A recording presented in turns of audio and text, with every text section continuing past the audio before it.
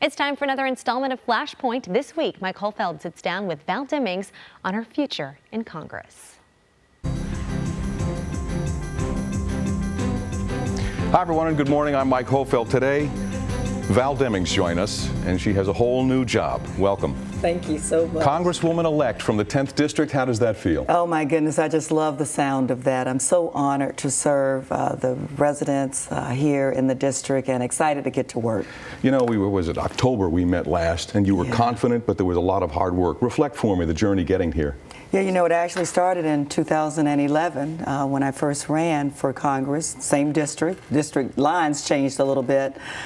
But you know, we worked hard. We didn't know where we would end up, if we'd win or lose, but the journey was good and the work was worth it. Came up a little bit short in 2012, ran again this cycle, as you well know. It was tough. It was a tough run, but we won on election night, November 8th, with 65% of the vote, and I am excited about the work before me. You know, Donald Trump talked about change, and you and I talked about this. It resonated around the country, and yet it seems that your message resonated as well. You agree? You know, it did, and I think because of the work that I've done in this community. My name recognition is high. My favorability was high, which I was very pleased that the people that I served as the chief of police really thought that I did a good job and worked hard and earned their respect and their support. And, you know, it's really about how do we help to improve the quality of life for persons living and working in Congressional District 10.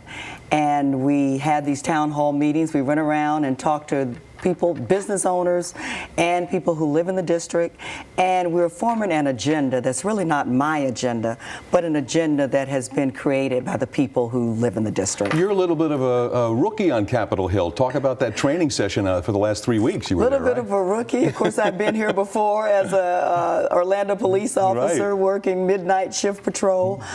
But we just finished up our new member orientation. It was very exciting. Our introduction to the House floor, our introduction to the Capitol Police, our introduction in terms of policy and moving bills forward and building relationships to get things done.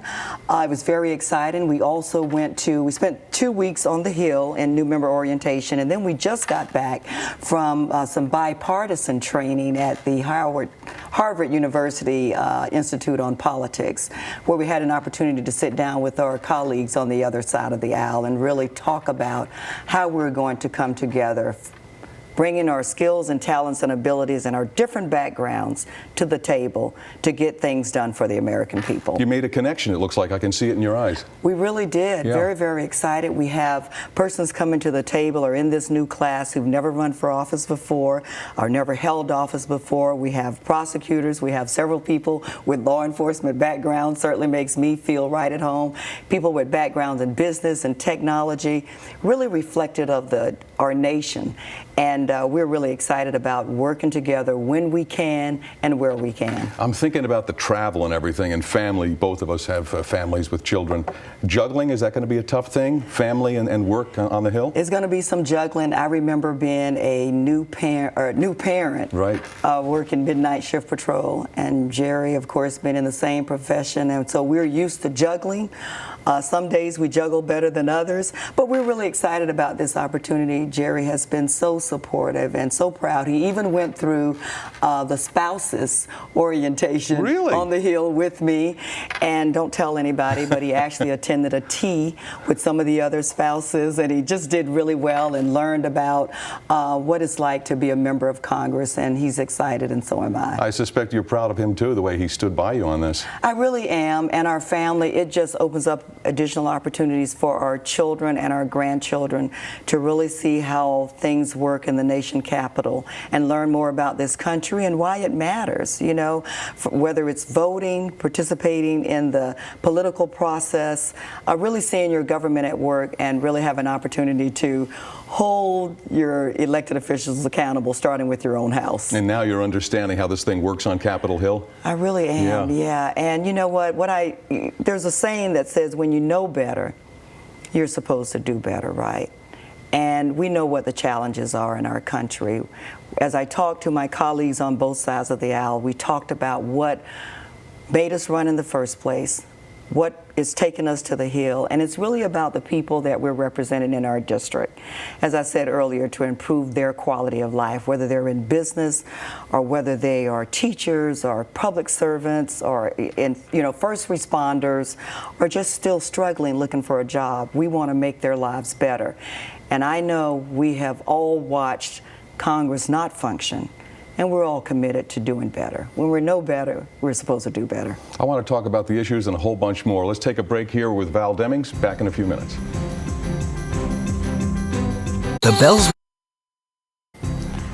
And welcome back to Flashpoint. Today we're talking with Congresswoman-elect Val Demings. Congresswoman-elect, that sounds good, doesn't it? It really sounds real good to me. Congratulations again. Thank you. We were talking about those town hall meetings. Was there anything in particular that resonated with you as you were talking to the people? As we look back at this 2016 election cycle, I think one of the resounding themes were the American people felt like no one was really listening to them. And so we decided to have these town hall meetings, nothing new for me. I did it quite a bit as a chief of police. Right. And we just really went out, whether it was in the Dr. Phillips area or Pine Hills, we went out, brought the residents together and really listened to them. Heard a lot about economic development because everybody living in a country that we say is the greatest country in the world should have an opportunity to be able to take care of their families. But also heard a lot about education and the critical role that it plays in the success of our future, our children and our grandchildren. And there's a lot of talk about college and making college more affordable, and it should be. But what we realized and what we heard a lot about is the fact that a lot of the children are not going to college, whether they don't want to or they can't go for whatever reason. And I don't think we do a good enough job of providing alternatives to college. And there was a lot of talk about good old vocational training that used to be a regular part of our life in this country, and really making sure that children have skills and abilities to hit the ground running once they graduate from high school, where they can go to work, make a decent living, and maybe not have to set foot on a college campus. If they're academically inclined, then we want to push them to college as well. But what about the children who are not going? Let's provide some opportunities for them as well. You and I were talking during the break about Donald Trump and how he resonated with the voters, and you said there was a need for change. It really hit home. Will that make your job difficult? Because you talked about you did connect across the aisle, or is it Val Demings is going to be out there, not Democrat, Republican, but American, doing a job for Central Florida? I'm a Democrat. I'm proud to be a Democrat. My presidential candidate did not win. But as a police chief, my #1 priority was to take care of the people that I represented. I didn't really care a whole lot about what party people were in. I just looked to those who were willing to come to the table and let's work to make our community better. I'm going to do the same thing in Congress. My agenda has not changed. I am going to fight for economic fairness, fight to help level the playing field for everybody living in my district, and also fight for equal protection under the law.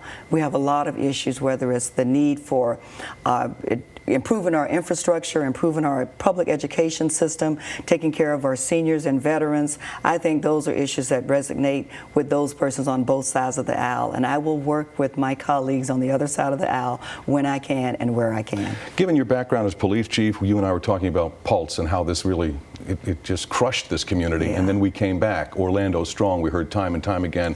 Will you use that as a platform to get your colleagues on the Hill to help us and finance more to stop terrorism? My second year as a police chief, my #1 priority was the removal of crime guns from our streets.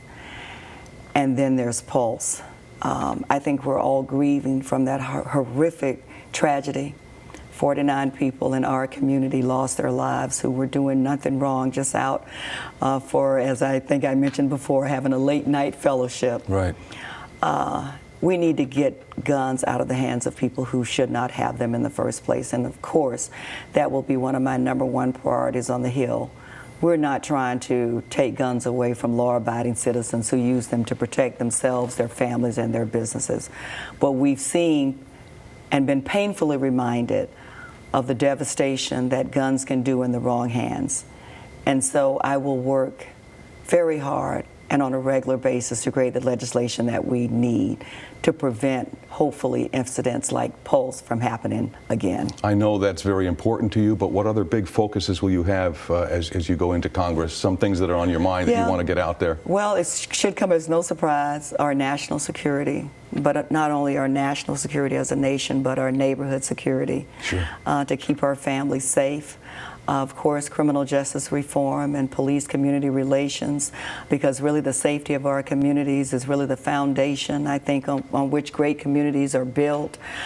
Making sure that education, the public education school system really is helping to prepare our children for the jobs of the future and to be successful.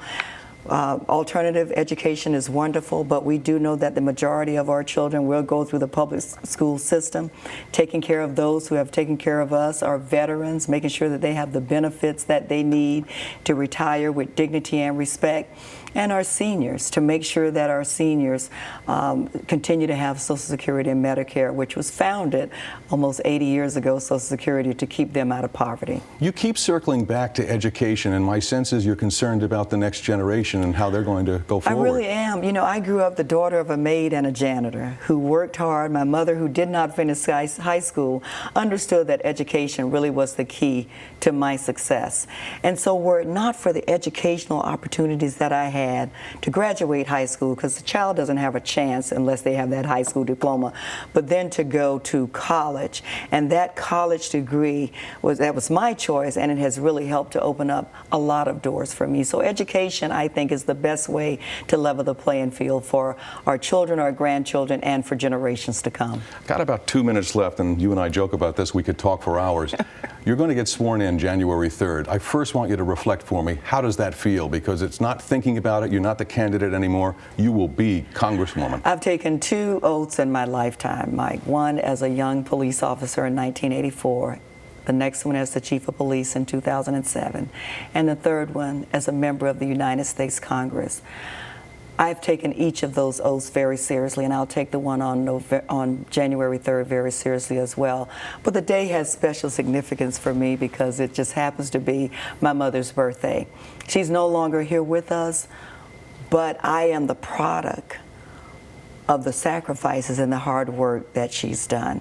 And so the opportunities that she helped to pave the way for me, when I raise my hand on January 3rd, it will be a great day for a lot of different reasons. They always say you're a reflection of your children, and I think your parents would be very proud. Thank you. I've got about a minute left. What do you think, Val? What's the #1 thing you want to tell the people going forward? Number one, we're coming off of a tough election cycle. Right. We, I believe, are a country that's divided right now. A lot of people are hurting. A lot of people are worrying about tomorrow. And I want to be a major part of helping to bring our nation together and to help our nation heal, because we are the greatest nation in the world. I know that to be so.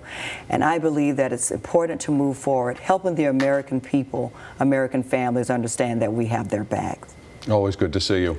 Thank you. Thanks for all the work you do, and good luck on Capitol Hill. Thank you so much. We'd like to thank our guests for being here on Flashpoint. We'll be back with more news and weather in just a few minutes.